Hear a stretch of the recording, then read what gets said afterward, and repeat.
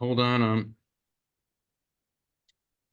Okay, good morning, good afternoon, good evening, wherever you are in the world. And if you're in the here and now, you're welcome too. This is Grant Cameron, and I want to thank you for taking time from your valuable schedule to be with me on my White House UFO YouTube channel and also on my Paranormal UFO Consciousness podcast. I'll start with a little quote today. In the UFO community, one of the guys that's almost like a godlike figure is Nikola Tesla.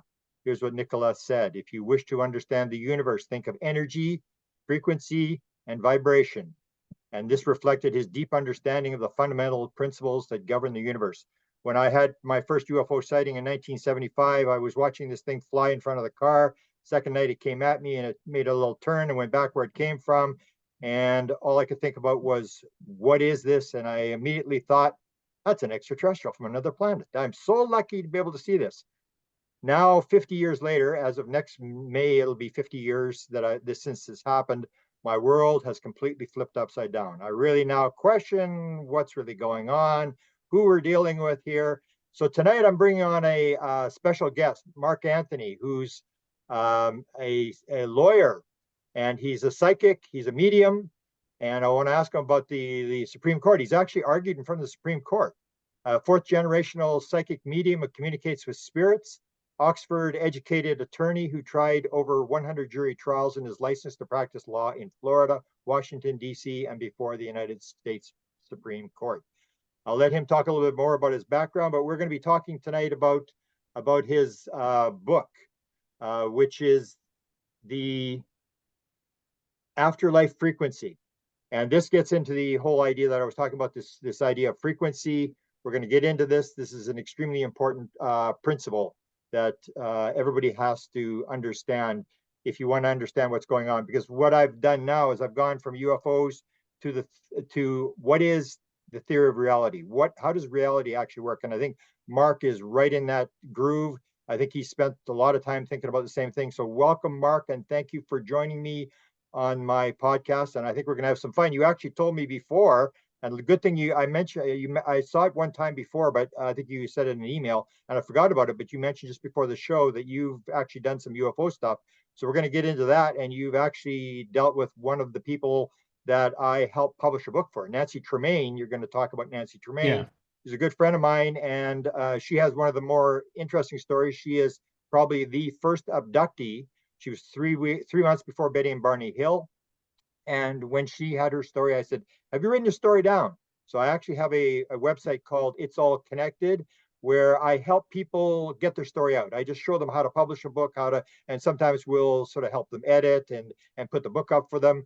And that's important, that you get your story out. So Nancy Tremaine, my guest tonight, Mark, has actually done readings on Nancy Tremaine. So I'm really excited to see about what's happened there, because I helped Nancy publish her 2 books. And I actually just talked to her the other day, and she said she really doubts whether she'll ever talk about her story again. She was always very reticent to talk about her story, got very nervous about it, but has, I think, one of the more important stories. So I'm eager to see what Mark got in a reading. So welcome, Mark, and thank you for joining me and dealing with one of the subjects that I'm very interested in, mediumship, psychic, all the mind type stuff that is very important that the UFO people, I think, sometimes ignore.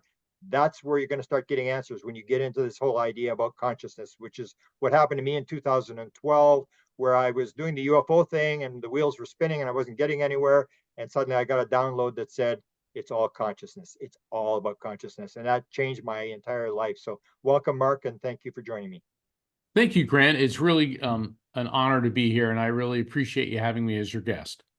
Yeah, so let's talk a little bit first about your background, how you started, and how does a lawyer, because usually I do a lot of the right brain, left brain stuff. Yes. And you find a lot of the abductees are not lawyers and engineers. They're basically artists and musicians and people like that. And so I always find it funny that you would have a lawyer. It doesn't seem to fit the bill. But talk to me how somebody who's trained as a lawyer, and maybe tell me about the time that you argued in front of the Supreme Court, because as you know, the Supreme Court is a big front page story now these days. I was born into a family of mediums, and this appears to be a what's known as a recessive genetic trait in my family. For example, a dominant genetic trait would be like being right-handed. 90+% of the people in the world are right-handed, and it's genetic, whether or not you're right-handed or left-handed. And so both my parents, my dad was a U.S. Navy SEAL, and after the Navy was an aerospace engineer. My mother was a commercial illustrator, artist, and both of them had mediumistic ability. Both of them could see spirits. My dad had four siblings, a sister, and he had three sisters and a brother. One of his sisters, Marjorie, was also a medium, as was their mother Isabel and their maternal grandmother Grace. So that side of the family was loaded up.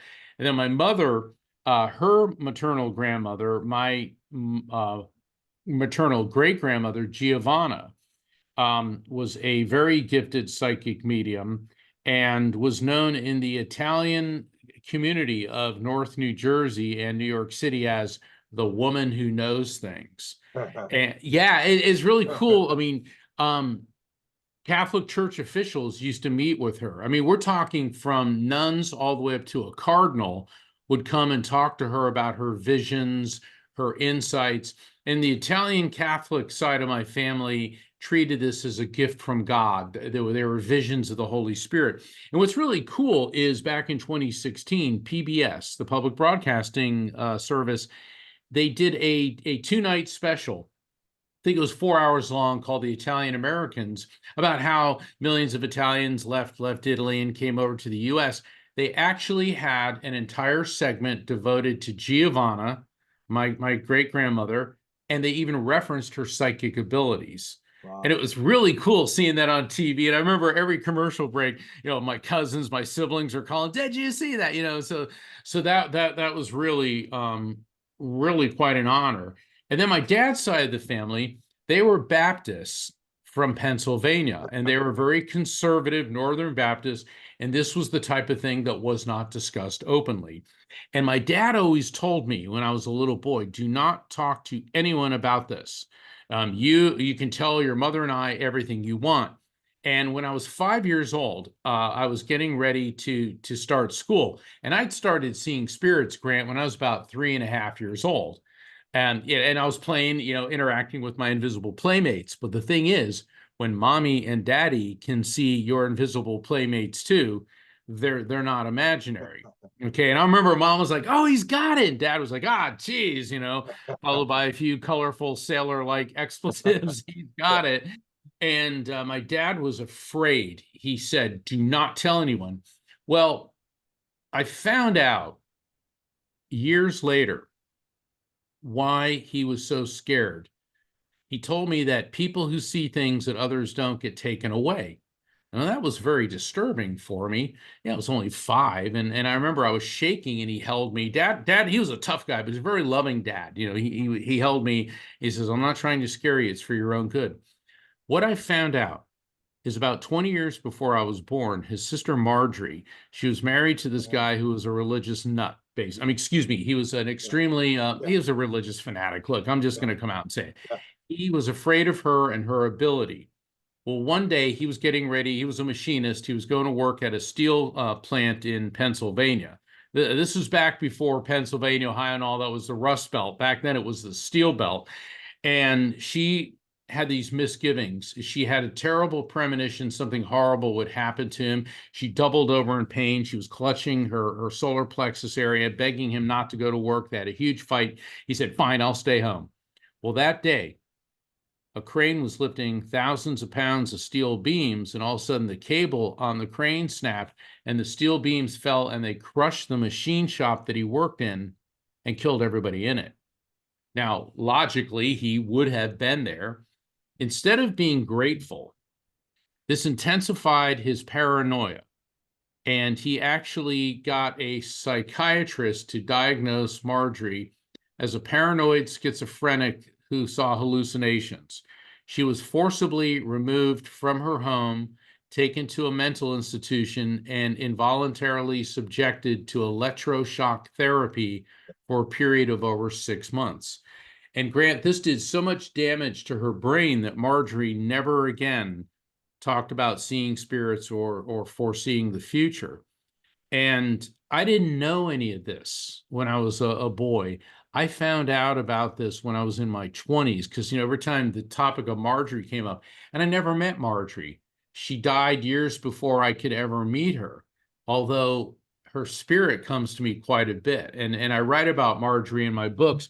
And whenever something dire is happening, there's the spirit of my Aunt Marjorie. So this is the environment that I grew up in. We sit around the table, and yeah, my dad was of a Baptist faith, my mom was Catholic, so we were Christian, but we would talk about Buddha, we talk about Hinduism. We had an interfaith approach because when you work like you do with spirituality, it's very hard to get pigeonholed into one belief system because spirituality, the afterlife, is so much broader than any one belief system. And I consider it a privilege. Growing up, that was my norm. Now, when I was a teenager, I didn't like it at all because my parents always knew I was up to something. All parents have that sixth sense, but man, mine were really tuned in. And teenage boys were, they were always up to something, and I'd come home, where were you? And I'd tell them, no, you weren't. We know that you were da da da da. They just knew. And Wow. then, of course, as I got older, mom and I she would teach me how to see auras and work with energy. And my dad would teach me about situational awareness and expanding that beyond just the physical, but to pick up on the energy around us as well. So the question you brought up is, well, how did you end up being a lawyer? Initially, I was drawn to go into the clergy, which is not unusual for mediums. We're drawn to the spiritual, but I was also a teenage boy, and then I'm like, going into puberty and all that. And I'm like, yeah, I don't think I want to be a priest, And I mean, again, I'm telling the truth, but also I found that there were too many rules, too many restrictions. What you had to believe was so narrow. Now, if this isn't ironic, there's too many rules in the seminary. So instead, I go to law school. So it's kind of like I jumped out of the regulatory frying pan into the rule-laden fire. Yeah. And but the thing about law and mediumship is I'm an evidential medium, which means when I'm doing a reading on somebody, I have to bring forth pieces of evidence as opposed to saying your grandmother's here and she loves you. Well, everybody's grandmother, loves them and probably baked cookies. You got to bring up specific pieces of information, things I couldn't possibly know. Well, in law, an attorney must produce evidence to substantiate and prove his or her case. So there's the evidential aspects for both of them. And both of those professions are about helping people when they're at the lowest points in their life. Yeah, I practiced, I was initially a prosecutor, and then I went into criminal defense, and then I expanded into complex civil litigation, personal injury, head injury cases. And my clients, they'd either been arrested or horribly injured, brain damaged. And yes, it's about representing their interests, but it's about helping them. What do I do as a medium? People come to me because they're grieving the loss of a loved one and they're devastated. And by facilitating a connection with people here with their loved ones in spirit, it's an important therapeutic step in the journey through grief. So that is how the two professions are connected. Okay. So you followed the same sort of path. I was raised in a Lutheran environment, but I was supposed to be the minister. And I found the same thing, that when you start looking at it, you're going like, because I was into Edgar Cayce. I wasn't into UFOs, but I was into Edgar Cayce. And when you looked at what they were teaching, it was like, I don't know. I don't think, like, and they were saying these people are going to hell, those people are going to hell, we're going to heaven. And it's like, I don't think so. And I ended up in the spiritual world the same as you. And so Yeah. I sort of dropped out, and then you sort of wind your way back in as if this was intentional. Do you think your whole life, you probably go down that route, is that there's a lot less random going on than we think, that we actually Yeah. have an agreement, we come in here? How do you look at that whole aspect of I believe that, yes, I believe that we have a plan. It's more like here's a map, and here's the day we're going to be born, here's the day we're going to die, and we got a couple different roads we could take.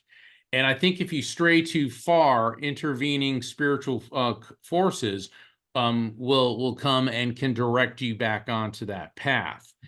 And I agree with you. You know, it's like we both come from spiritual, religious backgrounds, got away from it, then came back to a modified, I'd say, more open-minded version of it. You know, because I get all these people, they start slinging quotes at me from the Bible saying what I do is evil and blah, blah, blah, blah, blah. And there's plenty of quotes and stories within Scripture which talk about what we now know are near-death experiences, which talk about how prophecy and discernment of spirits is actually a gift from God. So, you know, we have to be very open to all of these possibilities. And, you know, we are dealing with energy. In my book, The Afterlife Frequency, I developed the term the electromagnetic soul to describe what we really are, which is pure consciousness, a soul or a spirit that is eternal electromagnetic energy. And in a nutshell, where that came from, Grant, is in my lifetime study of theology, every great spiritual teacher from ancient India through Zoroaster, through Moses, Buddha, Jesus, Confucius, Lao Tzu, Muhammad, Gandhi, Mother Teresa, Native American spirituality. I've spent a lot of time in the Pacific studying the religions and spirituality of the Pacific. And all of those belief systems, all the great belief systems teach that the who and what we are, the soul, pre-exists the body, comes into the body, moves on after the body dies. We know from the laws of thermodynamics in physics that energy is neither created nor destroyed, only transferred from one form to another. We know from the study of neuroscience, the brain, which is only composes about 2% of the body's weight, uses over 20% of the body's electromagnetic energy. And neuroscientists, the theory is that consciousness, the who and what we are, is a result of electrical impulses and chemical reactions, but they can't explain how this happens. In other words, there's a lot more to our consciousness than the carbon-12 resonator floating in water that's in our skull. Yeah. So after years of study, and also as a personal injury lawyer, I specialized in head injury litigation, and I had to study the functions of the brain, the neural network. And so that's where I combined all of this to develop the electromagnetic soul theory, the EMS. And I'm very honored that several survival of consciousness and afterlife and near-death experience scientists have adopted the term now. Wow, beautiful. So you work with these people that do the near-death experience stuff, or are you in that community and engaging with them? Yes, I've spoken as a headline speaker several times at the International Association for Near-Death Studies, yeah. And I've shared information with Dr. Bruce Grayson, who's one of the founders, Dr. Raymond Moody, PMH Atwater, Nancy Evans Bush, Dr. Kenneth Ring. I work directly with Dr. Gary Schwartz at the Laboratory for Advanced Consciousness and Health at the University of Arizona. And I've worked with mediums in England through the Arthur Findlay College for the advancement of psychic science, as well as I work with many people at the Edgar Cayce Association for Research and Enlightenment. So I do a lot of work with the scientists that are involved in survival of consciousness, near-death experiences, and afterlife science. To me, it's so exciting, and it's great taking my legal research skills and ability and transferring that into this field, and then drawing on my understanding of the brain. Because I remember when I left the practice of law and I dove into accepting and working with my mediumship, and all of a sudden it hit me. It was one of those, spiritual moments, and I said, it's all interconnected. It's all interconnected. Yeah, I have a friend. I don't know if you know how much you know about the UFO story, but there's friend of mine whose name is Ray Hernandez, who was an IRS lawyer and worked with Edgar Mitchell to look at 4,200 experiencers. Yeah. And he saw me give a lecture on consciousness. He suddenly got the idea that he could communicate with whatever this phenomena was and put consciousness and UFOs in, and he came up with my name. I had a lecture on consciousness, and 2 days later, he's driving down the Miami freeway and he's deadlocked and stopped, and he's listening to NPR, some guy talking about creating art out of body fat. And he said suddenly he's in the air and he's up above. And I think you probably agree with this, is he's up above and these beings are showing him this wheel, and the wheel is spinning and there's these images, remote viewing, mediumship, UFOs, remote viewing, all this sort of stuff. And then the being said, you got to quit parsing this stuff. It's all the same thing. And I guess you would agree with that when you start digging Yeah. into it, it's basically people are describing it from different perspectives. Precisely. And that's one of the things about my electromagnetic soul theory, is it describes and helps us understand consciousness, but also it provides a sound scientific basis for mediumship, which is a frequency alignment between our EMS and the higher vibrational frequency of the afterlife frequency, the other side. It also explains reincarnation, because the EMS leaves, goes into the afterlife frequency, and then eventually reattaches to a new host, meaning a fetus. It also explains shared death and experiences, deathbed visions, out-of-body experiences. And it's interesting, like people say, well, how did you get interested in UFOs? Well, there was this engineer, this young aerospace engineer, and in the 1950s, he was asked, he had just earned a top secret security clearance because of his background in the military, and he was taken to a laboratory in California to see silicon chips being grown in a lab. And so he's there with the vice president of the company and a couple people from the military, and he was like, they're growing silicon chips. And the engineers were explaining to him, yes, you got to get, the silicon, and it takes about a month, and then we have to fold it and do this. And they, he realized this was the greatest leap forward in electronics technology since the invention of the light bulb by Thomas Edison. And the thing is, at that point in time, transistors were the mainstay of energy electrical amplification, but then they're going from a transistor to silicon chips.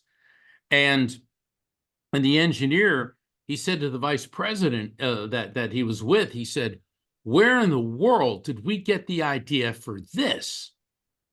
And he said, the vice president responded, where in the world indeed?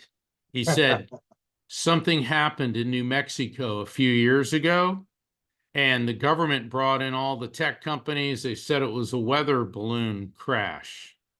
He was referring to Roswell. Well, this engineer's name was Earl, but I knew him as Dad. Oh, wow. Yeah. And I remember my father telling me this, and he said, Mark, he goes, come on.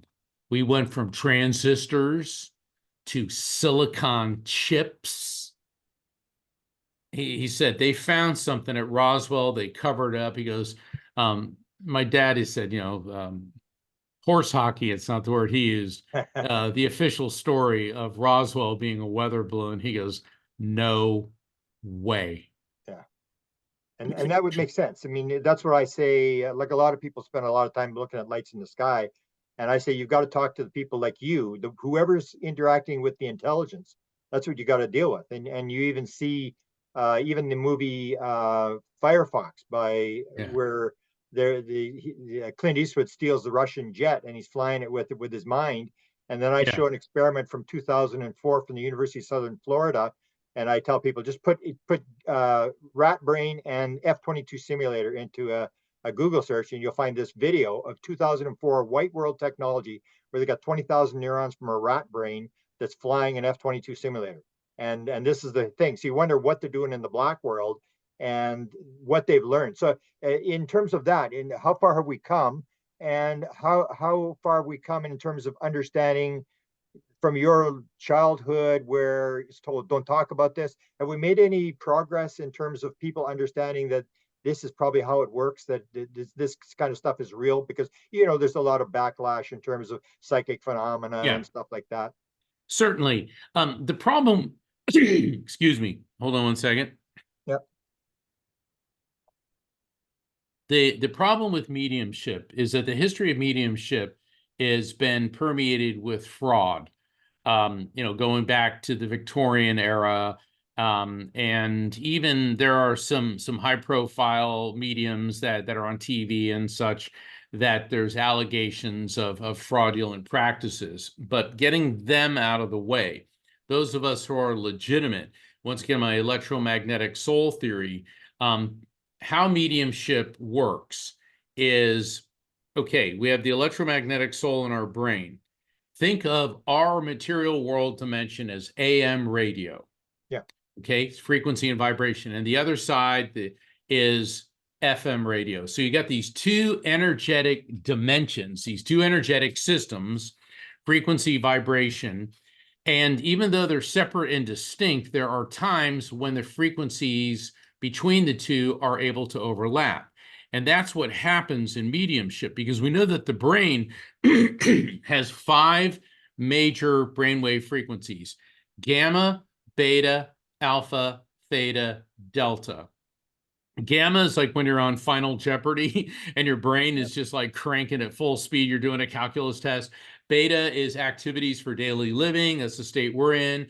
Alpha, when I was in California recently, I go, oh, this is California. Everybody knows about alpha. It's the groovy baby meditation state. And everybody was laughing. But that's where you begin to relax. And it's also meditation. You produce alpha waves. Then there's theta. Theta is deep, dreamful sleep. Then delta is very deep sleep with very little brainwave activity. But that's when your body heals, you have cellular regeneration. So delta is real important. But let's get back to alpha, theta. And each of these operates at a different hertz level, and it is right around 8 hertz between alpha and theta that psychic and mediumistic activity occur. Normally, it takes hours for someone as they go to sleep to get to that alpha theta border, which is why so many people report contact with deceased loved ones in the dream state.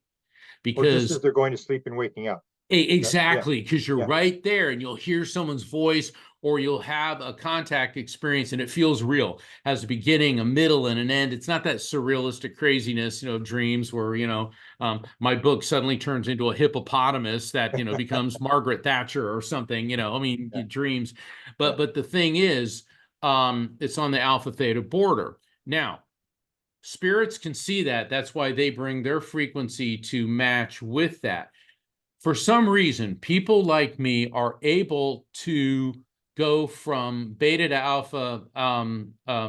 alpha theta within seconds and do it voluntarily. We're not entirely sure how we're able to do this, but we do know that brainwave frequency is controlled by the pineal gland, which is behind this.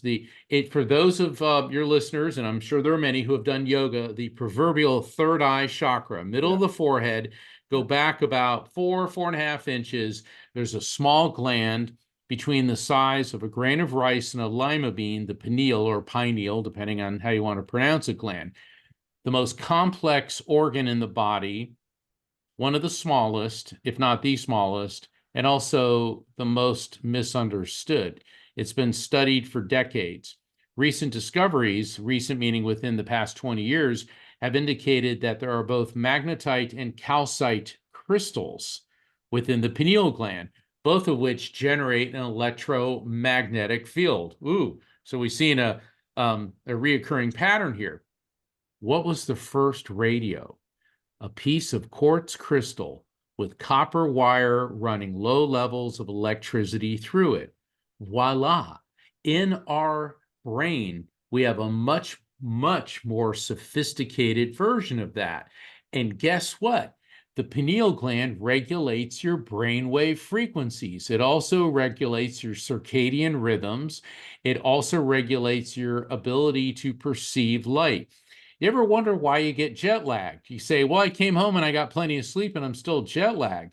The theory is because your pineal gland hasn't had time yet to key into the Earth's electromagnetic field. That's all controlled by this very, very small and complex organ in our brain.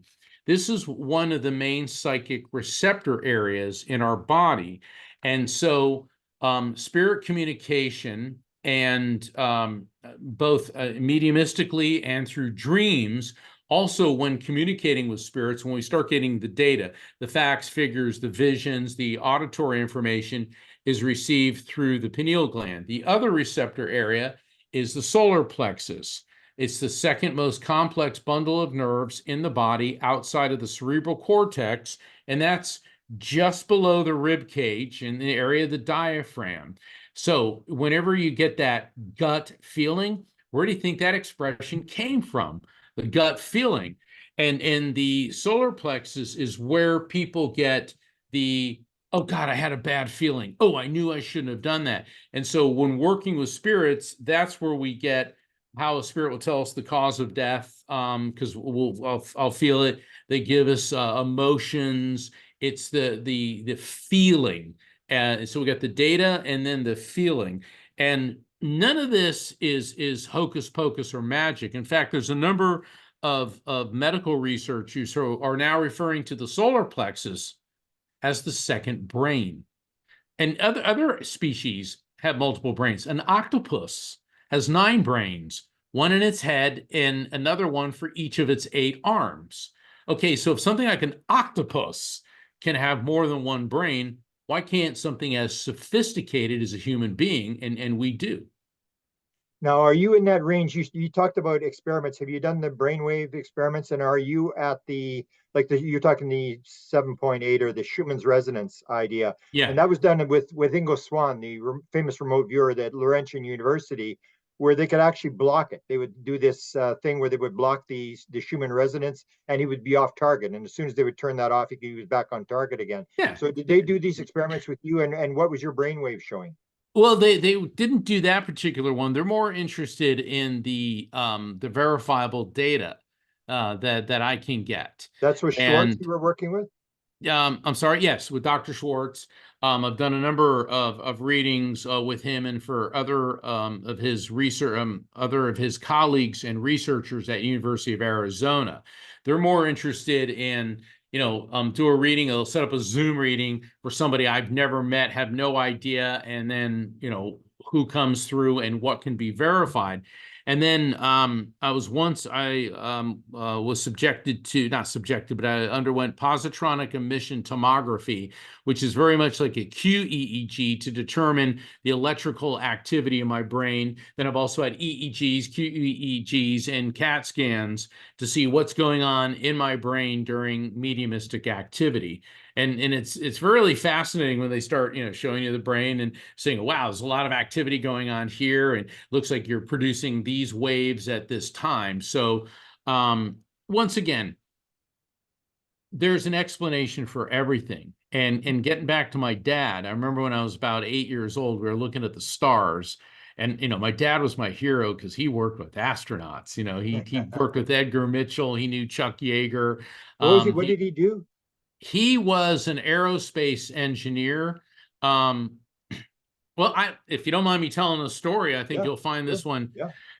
All right. So not long after, and this is years before I was born, I was a surprise. I'm the youngest. My parents didn't plan on me. They always said, we didn't plan on you, but they seemed to be happy that they had me. But he was in a room at I think it became Morton Thiokol, but at the time it was called Reaction Motor, and they made huge engines. And one of the vice presidents came in and said, President Kennedy is going to be making a speech next week that we're going to land a man on the moon. And you guys have to figure out how we're going to do it. He said, everybody in the room's like, what? And so, but that's what happened. And so they started, and of course, Kennedy made the speech, we will send a man to the moon within 10 years, and all that. And sorry, with all due respect. So I think he was one of our better, more interesting presidents for sure. Definitely one of our more intelligent. At least the women he fooled around with were beautiful, like Marilyn Monroe. But I digress. But leaving all joking aside, so the team my dad was on, they started working on designs for the lunar module. And my father said, it's going to come in too hot and too hard. We need a secondary system of thrusters. He said retro rockets. And the other engineers start they joking and laughing at him. They nicknamed him Rocket Man. Okay. And but the lead engineer said, Earl, what's your idea? And so my dad explained, you got to do this because you can't rely on the main boosters. It's gonna be too much thrust. You got to cut to these for lesser amount of thrust to give them a softer landing. And then so they started developing retro rockets. Well, throughout the course of my life, I have been extremely privileged. I have met Neil Armstrong, Buzz Aldrin, Wow. John Glenn, Mike Foreman, Bill Nelson, all who have served as astronauts. My conversation with John Glenn, I'll just never forget. But I saw Buzz Aldrin speak, and this didn't come out until probably now it's about 20 years ago, but it was top secret. What he said when the Eagle, which was the lunar module, separated from the command module to land Apollo 11, this Apollo 11, to land the lunar module on the moon, he said that when they were coming in, they overshot the landing spot by about 20 miles. Wow. So it was a huge navigational error. And he said, and in so doing, we consumed all of our reserve fuel. Wow. So then they landed on the moon. And of course, we all know Neil Armstrong, one small step for a man, one giant leap for mankind. Meanwhile, on board, the ignition switch broke. Wow. Okay. And Neil Armstrong was the pilot, and he was like the best of the best of the best Top Gun guy. And Buzz Aldrin was the best of engineers. President Nixon in the White House had been informed, and Nixon's speechwriters wrote and prepared a speech of how these heroes are going to die on the moon, because they didn't think they were going to be able to get the lunar module off the moon because the switch was broken. And Neil Armstrong said to Buzz Aldrin, "Can you fix this?" And Buzz got an old-fashioned Bic pen, the ones that they're clear with it. And he unscrewed the pen part, pulled it out, and he said, "This has got to work." And he jammed it into the switch, gently pulled it up. They heard a click and ignition, and they got liftoff. Okay, so it was a Bic pen. But the thing that floored me was when Buzz Aldrin said, and if it weren't for retro rockets and their fuel, we never would have achieved liftoff, and we never would have made it off the moon. And it was my father's idea. Wow. To develop retro rockets. And yeah, I'm glad I was able to have this discussion with my dad before he passed. And I said, Dad, you're a hero. And he was a real modest guy. He's like, "Oh, stop. And my dad's not in any history books. He's not even a footnote, but he was there. And so it's I think my duty to at least let people know that he did this. Now, I remember when I was a little kid, Dad coming home working with slide rules. Now, you only see those in museums anymore. Well, we meaning NASA, sent human beings to the moon and back, not using calculators, but using slide rules. And because the Apollo mission, they had overshot their landing site, they had to recalculate the orbit of the lunar module, the lunar lander with the command module, and they had to do it with slide rules. Yeah. And they did it. Wow. Fascinating story. That's what I always wonder about. We talked to some high-level people. One guy was knew everything, and we were talking to him as an 80-year-old man. Said, "Come on, you got a chance to put this down in history." I always wondered how people like your dad can sort of go to their grave with never telling their story, that they were part of history. That's why I started the company or this publishing thing. It's All Connected, for people like Nancy Tremaine, is to get your story down. Even if your kids aren't interested in it, you put it on a bookshelf, and then 20 years after you die, your kids find the book and say, oh, this is the story. You just sort of tell your story of the fact that this, you and I are playing like in the Super Bowl.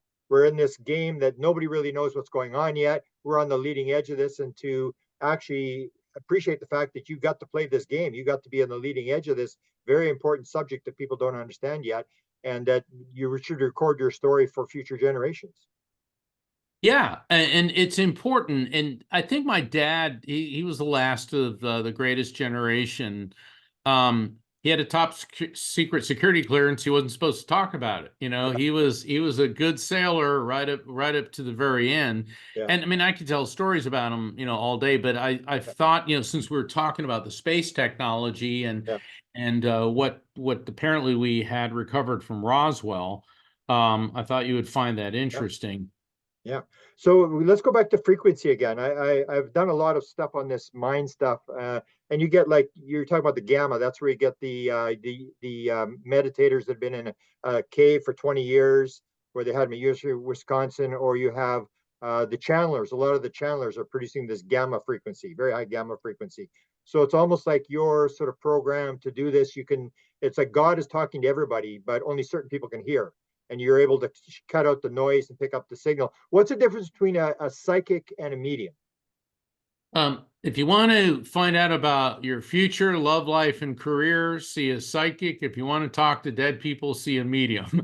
And that's a very simplistic, but once again, with frequency, it's all about tuning into different radio stations. In other words, with psychometry, which is a form of psychic ability, if I hold an object that belongs to somebody else, or if I go to a specific place, I can pick up information from that object. Why? Because matter retains vibration, and my electromagnetic field interfaces with the EM field of the object. And it's the same thing when you're doing a psychic reading on a person. You're tuning into that person's energy field, and you can pick out things from the past, present, and possibly future. Whereas with mediumistic contact, I'm tuning into a completely different station, which is the higher vibrational frequency of a spirit. So there's a similar energetic modality. It's just that you're tuning into different frequencies. Does that make sense? Yeah, yeah. Now going back to Schwartz's stuff, he had the sort of the most high level experiments where he had like triple blind stuff, where you couldn't cold read because you didn't know who you're reading for, and the Yeah. person didn't know who was reading for them and stuff like that. Did you have any sort of even that, or any of the others where you had some hit that you actually even surprised you? Oh gosh, yes. And the problem is, and I would love to tell you about it. I had to sign an NDA, a Uh-oh. non-disclosure agreement, because I got a story that's just like, oh my God, yeah. That was with Um, the scientific experiment stuff? yeah, Okay. yes, Why would they have a yeah. non-disclosure agreement? Because he's not done with the project yet. Oh, okay. And yeah, they don't want advanced information getting out. They want it to be, very controlled. And it's also was related to his soul phone project, where he and his team of engineers are working on technology that will be able to tune into spirits. We see it in paranormal investigations with K2 meters and the spirit box and devices like that, which are effective, but this goes much further. In fact, and I'm sure you know about Thomas Edison was working on. He called it I think he called it the spirit phone. Gary Schwartz called it the soul phone, and Thomas Edison was one of the last projects, or the last project rather, that he was working on, but he died before he could further development of it. Was this particular type of technology? The thing is, though, that was a century ago, and now our advancements in electronics, we have such better equipment, more sensitive sensors, and better technology now. I believe that within our lifetime, there will be technology that can communicate with spirits. That's And what I then wanted to ask you, how far we've advanced from when you were a little child. I'm familiar with what you're talking about, that some of these guys are working on this leading edge stuff, and it's almost like the first car. You know, it may stall out a couple of times and it doesn't work sometimes, but they seem to be moving along. Is that, would I have that read right, that we're moving along pretty good in terms of understanding what this might be? exactly. Yeah, we are definitely moving along. And yeah, I've just seen within the last, let's say my Aunt Marjorie, in her day, people who openly talked about these things were either laughed at or institutionalized. You look at somebody in the medieval era like Joan of Arc, who saw spirits, and she was burned at the stake for being a witch. So there's a very, and there's countries in the Middle East, where people who have my abilities are put to death. So there's still a big sector in the world that's very much afraid of these. But in the Western countries, and Japan, Australia, South Africa, Europe, obviously, and the United States, people are now looking towards spirit communication, and we're now, and the work that I do in my book, The Afterlife Frequency, bridges the gap between the spiritual and the scientific, because there is an explanation for everything, even the spiritual, and that explanation will be found through quantum physics. Yeah, we just don't understand. That's the whole thing. We sort of believe that we understand everything. I always remind people that it was only 100 years ago when they did the gold foil experiment that people realized that the atom wasn't solid. I mean, or Yeah. the 1920, the big debate between Shapley, who ran the Harvard Observatory, and this Curtis guy arguing about whether there was one galaxy or more than one galaxy. And the Harvard Observatory guy said, no, there's only one galaxy. And the other guy said, no, there's more than one galaxy, but we're at the center of our galaxy. And we realize we're wrong, wrong, wrong, wrong, wrong. And that's why you've got to look at these people like you who are on the leading edge, who are showing us that it's almost like the idea where you're not interested in the 95% of the stuff that falls within the bell curve. You're interested in the 5% that, like your experiences, where if this guy's telling the truth, this is Nobel Prize stuff. If the Yeah. world was the way you think it is, this wouldn't be happening. If it's happening, something wrong with the way we see the world. Well, less than 200 years ago, the invention of the train. And Yeah. people were terrified that a train was going to go so fast, it would suck all the oxygen out of it and kill everybody on board. And that was a legitimate fear. And I had known about this before the movie Oppenheimer. Had a big concern about the atomic bomb was that the atomic reaction Yeah. would continue. In other words, it would keep going and essentially catch the entire world on fire. Now that's a very real concern, because if there is a thermonuclear war, and we're closer to it than any point in my lifetime, which brings me to I'm going to digress again. When I met John Glenn, I asked him, what was it like? Because we had like 20 minutes where we were talking. He Yeah. was about to go on stage, and I just walked him and go, hi, Senator Glenn, I'm a huge fan. He goes, well, hello, real nice guy. God, couldn't have been nicer. And he said, Mark, it was incredible when you look down on the earth and see how alive it is, and how like you can just feel the life. And then you look into space and there's nothing. He said, I wish I could get every world leader up there to look at it. And it was really interesting, Grant, is a couple years ago when William Shatner, AKA Captain Kirk, went up in the blue horizon and he came down. I was stunned when he said almost the same thing. It was almost verbatim. He said, you look at Earth and you see life, and then you look at it. He goes, I didn't see a final frontier. I didn't see endless possibilities. I saw death and how fragile our Earth is. And the other astronauts that I've heard speak about that, they say when you look at the Earth and how fragile it is, yet how beautiful and teeming with life. And yet we have world leaders who are threatening nuclear war, radical countries, they want that nuclear bomb. To what end? Nobody wins in a nuclear war. Yeah. There are no winners. Yeah. It's almost like Edgar Mitchell talked about the same thing, this oneness experience that he had when he started the Ions Institute, and gave up a career of making piles of money to study this consciousness thing, where what is the message? Do you think the like in the UFO community, basically the message we seem to be getting is oneness and love. What's the message that you're getting from people who have passed on the mediumship message? What would be the main thing they want us to understand? Well, when I was honored to know Calvin Parker, and both Nancy Tremaine, who you know, Nancy, but Calvin I got to know pretty well. And Calvin, when he was 19 years old in Pascagoula, Mississippi, and he was as Mississippi as it gets, and he said he and his friend Charles Hickson, they were fishing, and this metallic object came out of the sky, hit him with a light. These three robotic creature things that looked like robots came and grabbed them and took them on board. And there's a lot we can talk about here, but I also did readings for Calvin, mediumistic readings, where actually Charles Hickson was one of the people who came through. Wow. Charles was about 20, yeah, Charles was about 20 years older than Calvin, and he came through and he kept apologizing, and I wasn't sure why. And Calvin indicated they had a falling out. You know, they did not get along later on.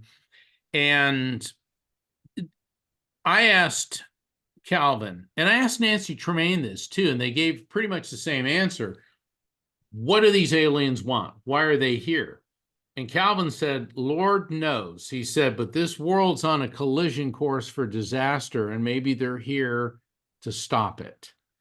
And Nancy Tremaine spoke about the oneness and the love, and that perhaps what these aliens are doing, because obviously if they can get here from wherever it is they're coming from, are they coming from another dimension? Are they coming from another solar system? Are they us from the future who have developed an ability to quantum leap backward in time? Okay, wherever they're coming from, it requires technology that we do not yet possess. And any intelligent being can see that this planet is unique. This planet, it supports complex life forms. And I would believe any intelligent being would think that this planet is worth saving. Okay, and I do believe that there are other habitable planets throughout our galaxy and other galaxies beyond. It's just that we, at this point in time, don't have the technology to get there. And in my conversations with Dr. John Alexander, and I'm sure you've probably interviewed him. Yeah, John's a great guy. Did you do readings for him? I have. What Very did he interesting. say? Like he's the kind of guy that's seen anything paranormal in any culture or in any tradition. Him and his wife have been there. So I'm interested to see what his opinion was. Oh, well, he was I'm very honored to say very impressed with my abilities. Okay. And he's also very guarded too. He's one of these people really good at putting up deflector shields. But okay, let's say here's planet Earth. Okay. And here is Alpha Centauri. Okay, I'm picking Alpha Centauri because that's the closest star to us, which is 4 light years away, which would mean to get there, we would have to develop a craft that can move at the speed of light, which is 186,282 miles per second, okay, for 4 years. All right, with our current technology, it would take centuries to get that far. According to Albert Einstein's theory of relativity, nothing can exceed the speed of light. However, the Alcubierre metric, and Professor Alcubierre from Mexico said that if we're able to, here we are at Earth, generate an energy field, a warp bubble, that we could actually fold space-time, and you would jump from one coordinate to another within moments, without exceeding the speed of light, without violating Einstein's theory of relativity. And quantum physicists believe that this is possible. It's just that we are not yet able to develop that type of energy. And so Dr. Alexander, Colonel Dr. John Alexander, who was head of the U.S. military's UFO project back in, I believe it was the early 80s, he said that it appears, based on their study, their research, that a UFO is not a tin can flying through space for thousands of years, but rather an interdimensional vessel, which is employing the Alcubierre metric. So I think that once again, we have an explanation. How are these beings able to get here? So I did readings for Nancy Tremaine, for Calvin Parker, for a couple other people who aren't famous, who are alien abductees or claim to be, but I believe that they were. Yeah. And their spirits would come forward, and Whose spirits? the spirits of their loved ones who have Okay. died. Okay. Okay. I'm sorry. Thank you for clarifying that. One reading, this guy's grandmother talked about the star people, and I didn't know he was an abductee when I was doing the reading. The star people who could make time feel as if it stood still. And this guy started crying and explained everything, and other people around him said, yeah, he's a credible person. With Calvin and with Nancy Tremaine, and then there was this other young man.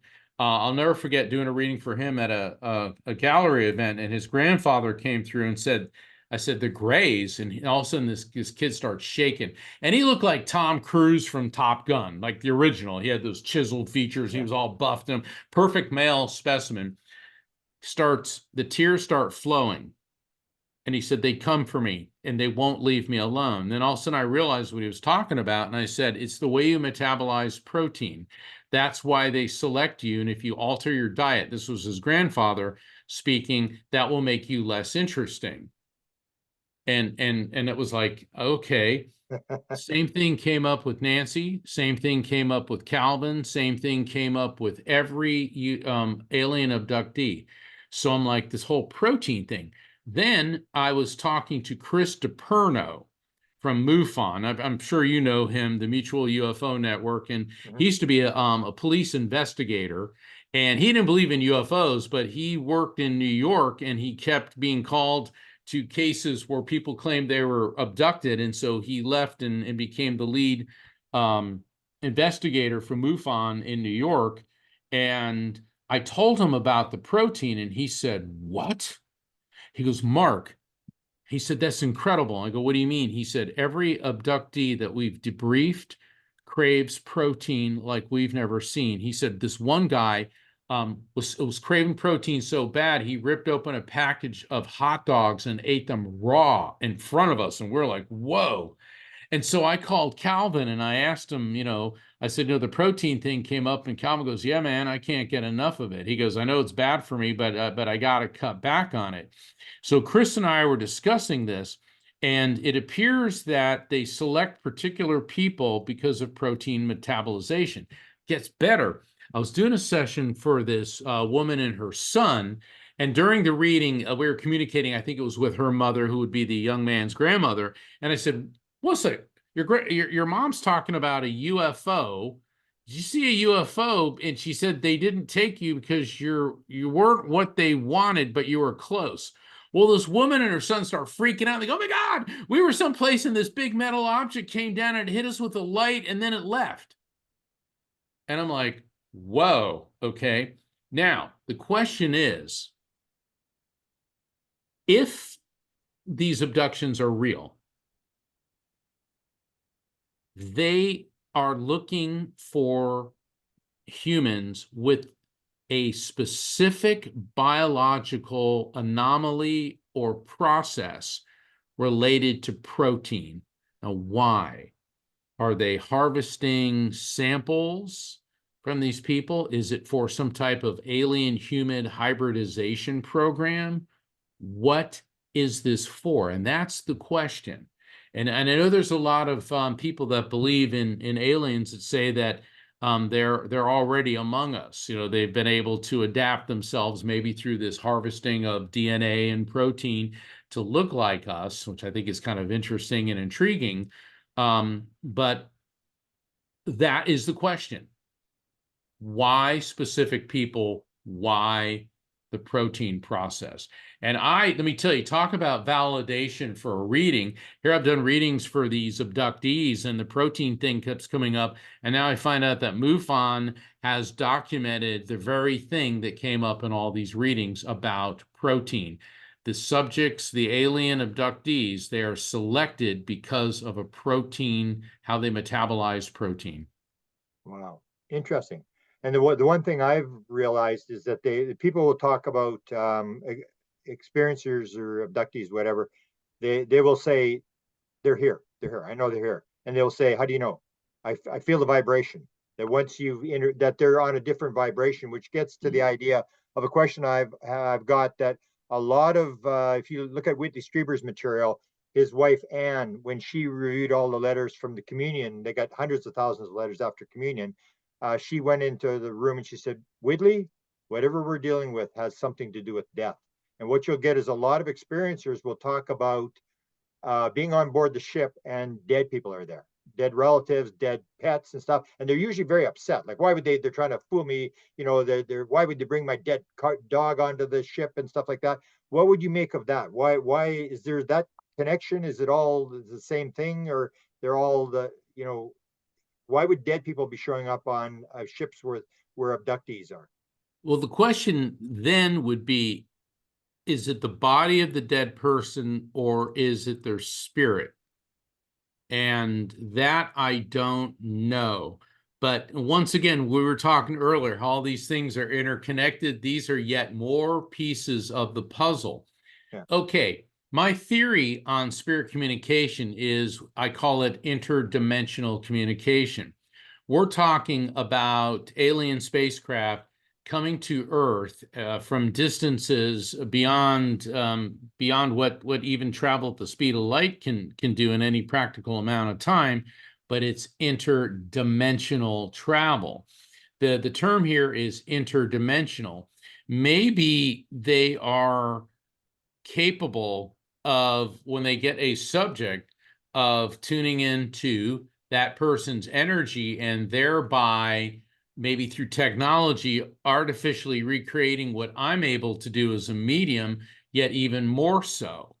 That's just a speculative hypothesis, but that would probably be why they're doing it, because I don't believe that these aliens are here to taunt us or torment us. And if they wanted to conquer us, I think they would have by now. Okay. Yeah. People say, well, this sounds ridiculous, but imagine that you were a Mayan 500 years ago and you're walking on a beach and all of a sudden this amazing ship that you can't even comprehend, and it lands people on your beach that have weapons and technology centuries more developed. All right, well, this did happen. Okay, this did happen when the Europeans made contact in Central and South America and then eventually North America. And the technological disparity between the Aztecs and the Mayans and the Spanish would be analogous to people from another planet coming here. Except I think the people coming from another planet, it's more than just a few centuries worth of technology. I think it'd be thousands of years of technology. Yeah, which gets to the question, like you talked about, whether it's the real body or whatever. My father had this experience 2 days before he died, where his father comes to him before he dies, and he says to my mother, I remember he never told me. I guess he figured because I would say I told you so, because he was kind of a skeptical type guy, and he said to my mother and to my older sister, my dad was here today. And my mother said, "Oh, really? What did he have to say?" And my father said, "He was just here. That's all you need to know." And so the question Yeah. is, like, if my grandfather lived 100 different lives or 1,000 different lives, why does he appear as my grandfather? And the whole idea would, because my father wouldn't know who he is, that they can sort of appear Right. wherever they are, which leads to the question I want to ask you is, where are the dead people? It's the same as the remote viewing. When somebody's remote viewing, you give them a target 4, 5, 6, 7, and 9, and the person says, "Okay, I'm at the target." They don't say, "Hang on, I'm flying to the target. I'll be there in a minute." It's almost like everything is here and now. So where are the dead people? Are they here and now? Because one time I was interviewing two beings from Great Britain. I want to be interviewed, and I asked them. I said, "Are you extraterrestrials?" And they said, "Would you like us to be extraterrestrials? We could do that if you want." "No, we're not extraterrestrials. We've always been here. You're the visitor." And this idea that there may not be any time and space. If we look at the spooky action at a distance thing, so where are the dead people? Are they around us, that you're tapping in like a radio frequency and you make Yeah. the connection? Yeah. Yeah, the other side, the afterlife frequency, is a dimension that coexists parallel to ours. Think of your soul as a drop of water. And when you die, that EMS drop of water plunges into the eternal sea of consciousness energetically. So that's why we're able to communicate with them so quickly. They're not orbiting Alpha Centauri. Yeah. They're in a dimension that a frequency. Remember, I was talking about we're AM radio and they're FM radio, and sometimes the two frequencies overlap. And what you described about your father, he had what's known as a deathbed vision, Yeah. where people who are in the transitional process from leaving their body, spirits connected to them will be around them to greet them when they quantum leap out of their body to the afterlife frequency. I've observed that firsthand as a medium several times. I've had families call me in when people are dying, and I'll give them a list of the spirits that are around. I think on one of them, something like 27 spirits. And the person who was transitioning, her family was able to identify, I think, 21 of them. And the Wow. other six, they thought that they said, we think we know who those are, but those be like on the great great grandparent level. Wow. But I mean, even this woman's, I said there's an orange ginger colored tabby, and I'm hearing the name Harpo, and they started freaking out. They go, our mother had an orange tabby 40 years ago whose name was Harpo. Now, when people accuse me of cold reading, Yeah. really? Yeah.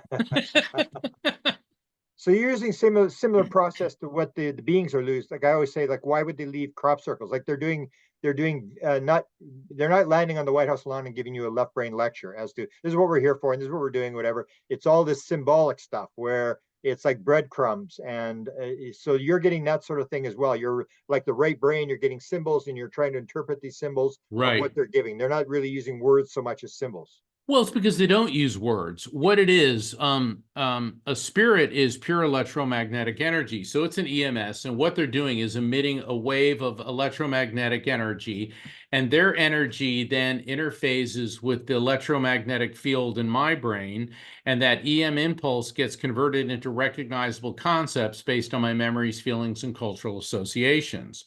So whether or not the spirit spoke English when they're here in this world is irrelevant.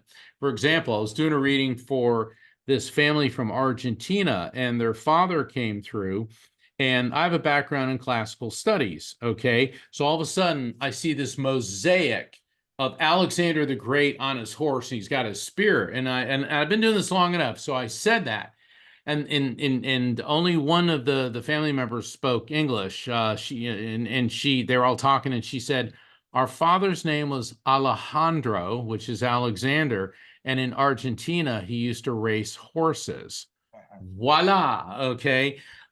So that's a perfect example of it doesn't matter because her father didn't speak a lick of English, but that did not matter. He was fully capable of communicating.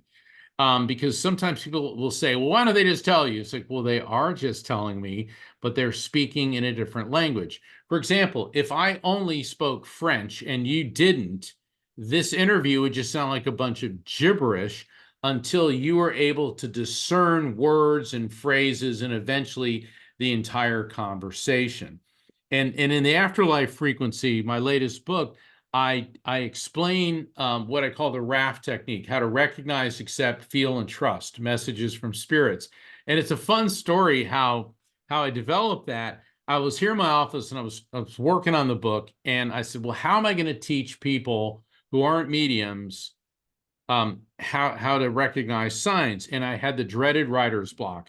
And the thing is, Grant, you're a writer, so you know how, notice how writer's block, it only happens on the day that you have the whole day scheduled off to work on it. It's like when I have like 20 other things to do, then I'm getting all these great ideas. So I figured I'd go for a walk on the beach, clear my mind. So I'm heading down my driveway because I live near the beach. And all of a sudden I feel this tingly sensation, electromagnetic energy. And I said, I'm not going for a walk on the beach. I'm going down this bike path near my house. So I'm walking down the bike path, and all of a sudden I see these two objects shining in the light. And I walk up, and it's a nickel and a penny. And I hear my mother's voice. If it's if their head's down, it's bad luck. And I started laughing because my mother's Italian side of the family, we have a superstition for all occasions. Yeah. Then I hear my dad, it's money, grab it. And so I'm laughing and I'm holding this nickel and this penny. I go, oh, 6 cents. And I say, whoa, 6 cents. And then I knew there was a reason I got directed away from the beach.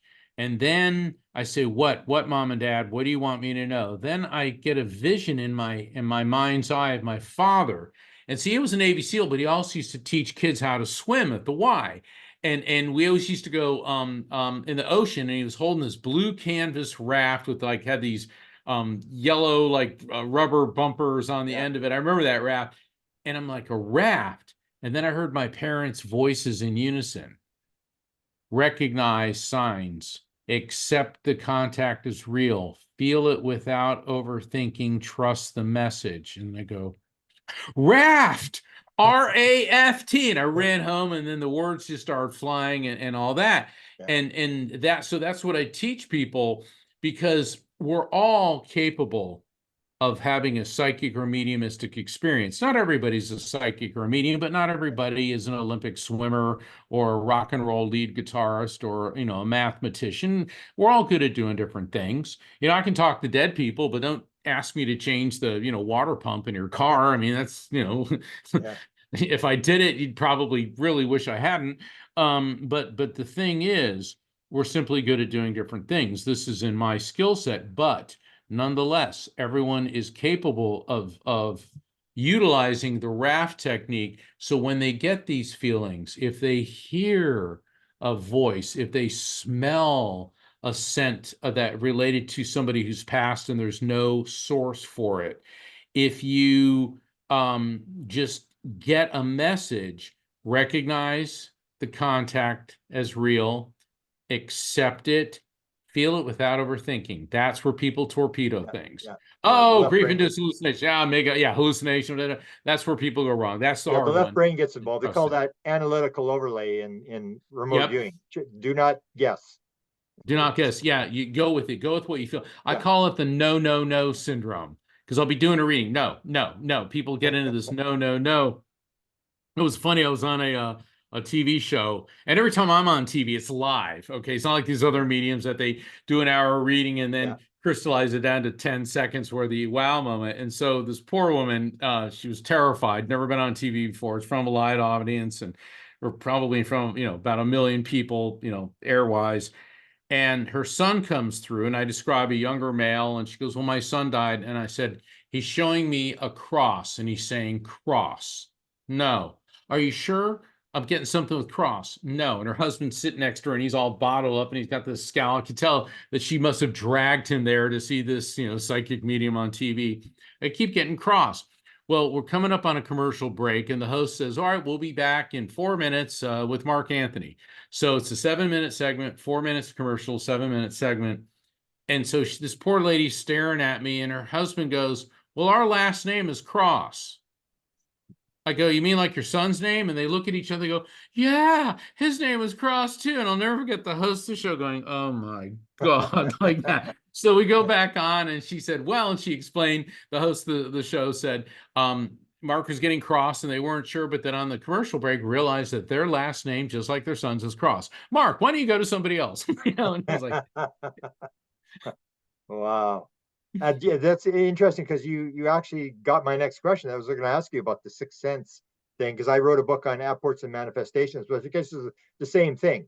Like they're using symbols and dropping things. Like people wonder, like, why would they drop a coin or something like that? I hear this all the time, especially about dimes. People believe, and the heads up thing. Like if it's heads up, then this is someone talking to you and stuff. And I remember the one guy was interviewing, and he said, "Oh, I got to show you something." He's got this whole glass thing full of dimes from his mother, and I said, "Well, I've heard that story like 100 times." And you get this, symbolic.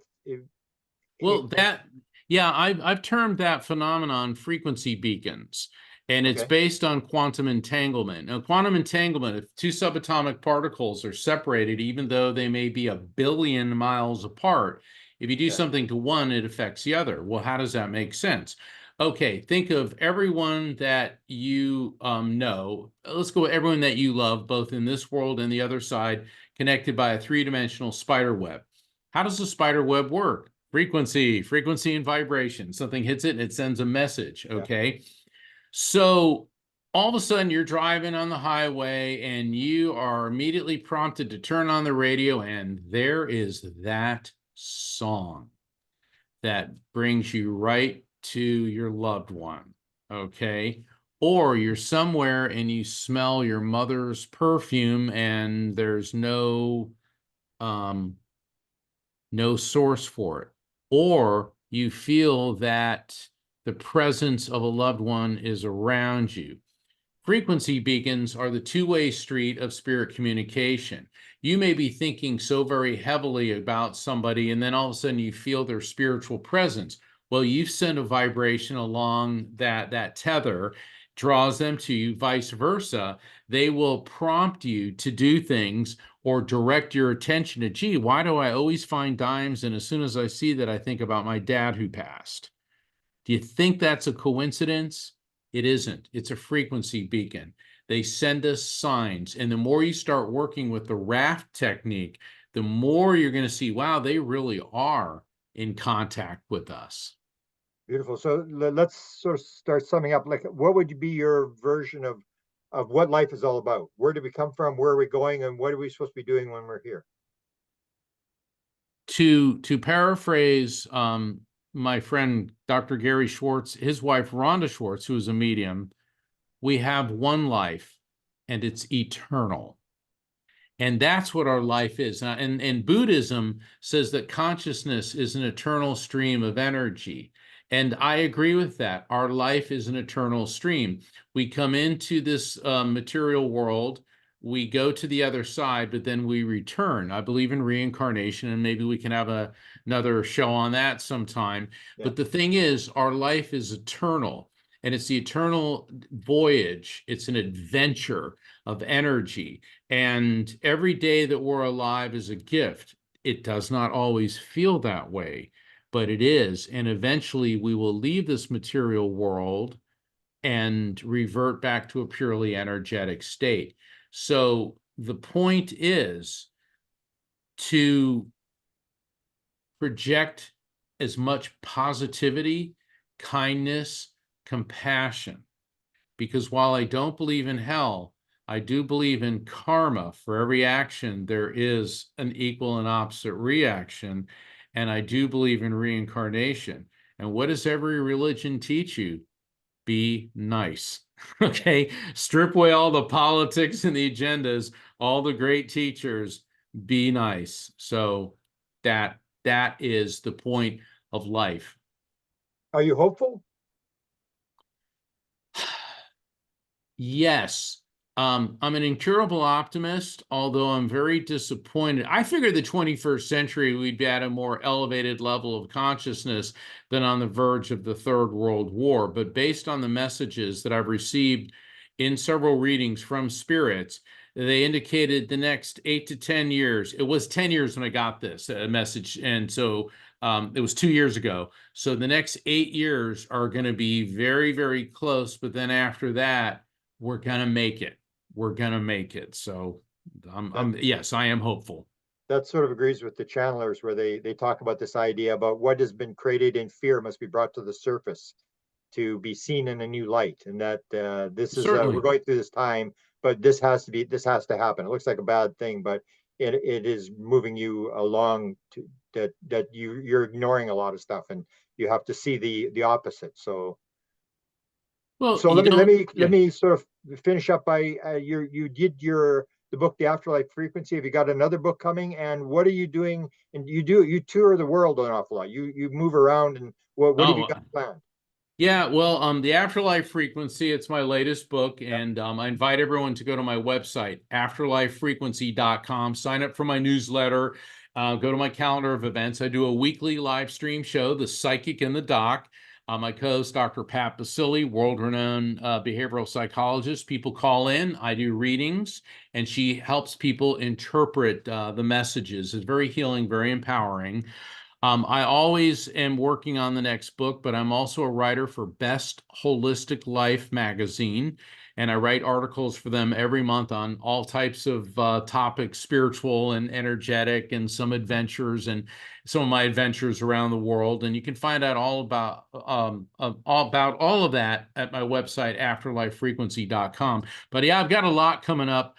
I'm always on tour, and I consider it a privilege to be able to get out there and help people understand that the divine power that you may call God exists, that an afterlife exists, that our souls are immortal living spirits, that we can communicate with spirits, and that we will be reunited with them when it is our time to leave this material world and go to the afterlife frequency. Beautiful. Well, it's been an honor to talk to you. You speak the same language. I'm always happy to show people outside the UFO community, to show people that it's all the same thing. When It you is. get down to the message, people have different interpretations. They figure, almost like religions, that theirs is the only one that's got it all figured out. But when you study other people's spiritual experiences, you realize everybody's coming from a different perspective, but it's basically all the same story. So I really appreciate it, and I hope people will go and get your book. And do you do private readings as well? Oh, I do. I do private readings. I do what's known as light circles, which are online events limited to 6 people. And then, of course, I do large gallery events. And once again, all those you can find out about it on my website, afterlifefrequency.com. And it has just been such a great honor to be here. Thank you, Grant, for having me as your guest. Well, thank you Thank you. very much. And we'll maybe do another show and we'll get into reincarnation and other stuff, because a lot of my people like this kind of stuff. And there's be a lot of people, especially Nancy, she'll be watching this. She'll be extremely impressed. Have you got a message for her? Because I'm sure she's going to watch this. She watches all my stuff.